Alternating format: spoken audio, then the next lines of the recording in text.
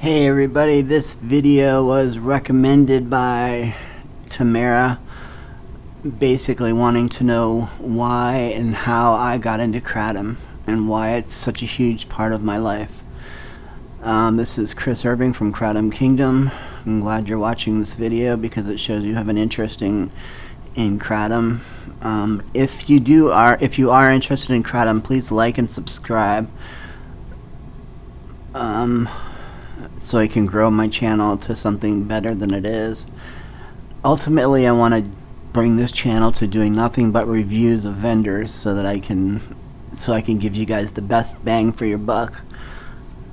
Anyway, I got into Kratom about 10 years ago. After my divorce, I ended up kind of lost and shiftless, living in my car, living on couches, and then I found a commune in the mountains of North Carolina. It was beautiful. There was a waterfall. I was able to stay in one of the rooms in the main house, but there was a new age doctor who lived there who kind of took control of the whole thing, and then there was a shaman that actually lived on the premises as well, and he was the healer, and he saw that I was going through a lot of really bad stuff because of my divorce and the loss of my career and the loss of half of my body from a stroke. So he introduced me to Kratom. Well, first he introduced me to cannabis, which wasn't much of an introduction since I've already had experience with that when I was young in my teens. But I had stopped doing all drugs of all kinds, and so he introduced me to this tea, and he called it Kratom, and he would basically take these crushed leaves, boil it in a pot of water, pour honey in it, put it in a jar, cool off the jar, and give it to me to drink. And the first time I drank it, it was like I felt like Superman. All of a sudden, every pain in my body was gone. I could walk better, I could talk better, I could even hike up to the top of the waterfall on the commune, and I started interacting with other commune members, which was kind of a weird trip. That's a story all in itself, living on a commune. My part of the commune was I was the technical analyst. When we would have events, we would have other shaman or other holistic healers, and I would be the one that would record and tape the events so that they could sell them and make money. And I also helped with the cooking and cleaning and farming. It was a magical place, but it was a little odd. And I'm really sorry that my eyes are black and blue because I've not slept in nights. I have a bed problem. I can't afford to get a new bed, and the bed I have is not very comfortable, so I don't sleep very well at night, and it's giving me bags under my eyes, which I look like a raccoon, and it's horrible. I apologize for that. But anyway, I started drinking this crushed leaf Kratom, and then he left and went to someplace else and I was forced to find my own Kratom. So I went online and did a lot of research on it, read a book on it, called The Leaf of Faith, and once I felt I knew enough about it, I ordered my first quantity of Kratom, and it was a powder instead of a crushed leaf. So I had to figure out how I was going to make this tea, and I took a teaspoon of it, put it in a cup, boiled water, poured the water over it, and just drank it. And every time I drank it, because my tolerance was so low because I had never had it before, and it was like I was doing push-ups and shit, and I've only got one arm. I mean, my left arm doesn't work at all, so for me to be able to do a push-up was pretty miraculous. And then other people in the commune started asking me what was I doing different, because I'm a different person.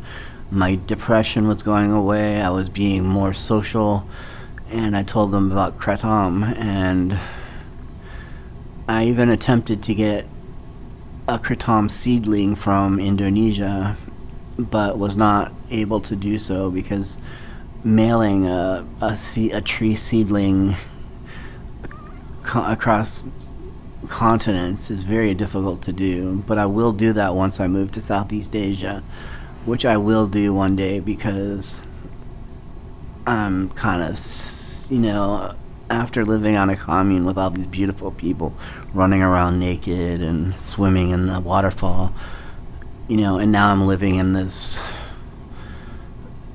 big 13-floor story building with absolutely not a single friend. I want to move someplace different. I want to move to a new culture, a new country, and I've chosen Southeast Asia because through dealing with the Southeast Asian, the Indonesians, and the Taiwanese in trying to buy bulk amounts of kratom, I've made some relationships, and they're very beautiful people. I mean, they're kind, loving, and offered me a place to stay for as long as I needed. And I will one day move to Southeast Asia and grow my own kratom plantation. And maybe one day you'll be buying kratom from me. So that's my story. Eventually I moved out of the commune because my money situation was, they started wanting to charge rent, and I was working really hard on the in the commune, doing all their technical stuff that they were making plenty of money off of, and I was cooking and cleaning and farming, and when they started wanting to charge rent, the rent they wanted to charge was exuberant, and I couldn't stay there anymore. So I had to find other alternatives. And moving out of the commune, I didn't have access to so much kratom anymore. So I did more online, and I started having it shipped to where I was living. And I was living on my parents' couch for a while because I didn't have an extra room there. And they were like, "What the hell are you ordering? What is this stuff? Why are you spending $100 a month on this powder?" And I'm like, "Mom, me without it, I'm a monster. Me with it, you can live with me. I'm not in agony. I'm not depressed. I'm not anxious. I'm a normal person." And wow, I'm babbling a lot. Long story short, I lived on a commune. There was a shaman that lived there. He turned me onto kratom, and I've been hooked on it ever since. And I tend to drink too much of it because I have an addictive personality, which is why I don't do drugs. Because if one pill feels good, 10 pills are going to feel amazing. And if 1 cup of kratom feels good, 10 cups of kratom is going to feel amazing, but it doesn't work that way. 10 cups of kratom for me, which I've done, makes me feel nauseous and binds me up and kind of gives me a headache. It makes my brain spin too much. I don't know, maybe too much going on with my opiate receptors. I'm going to make a video next time on side effects of kratom, because there are some side effects that go along with it. But that'll be for a different video, because this one's already 8 minutes long, and I'm sure you don't want to hear me babble for another 10 minutes. Anyway, please like and subscribe to my channel. It's slowly growing. With every video I put out, I feel like I'm getting a new subscriber, which is amazing. And every time I get a new subscriber, it's like validation that I'm doing something right, and that people are actually getting some information from me that they're using in their daily life. I'd like to know how you all got into kratom. What made you take this leap of this leaf? How did you get into it? Who told you about it? Put it in the comment section. And I'm really good. I read every single comment I get, and I try to reply to as many as possible. But now with 181 subscribers, that's 181 comments usually sometimes, and I can't get to every single one of them. But I do read every single one of them. I hope you all are gonna have an amazing weekend, and I will see you in the next video, which I will definitely make because I have no shortage of making videos. Peace out, people. Love y'all.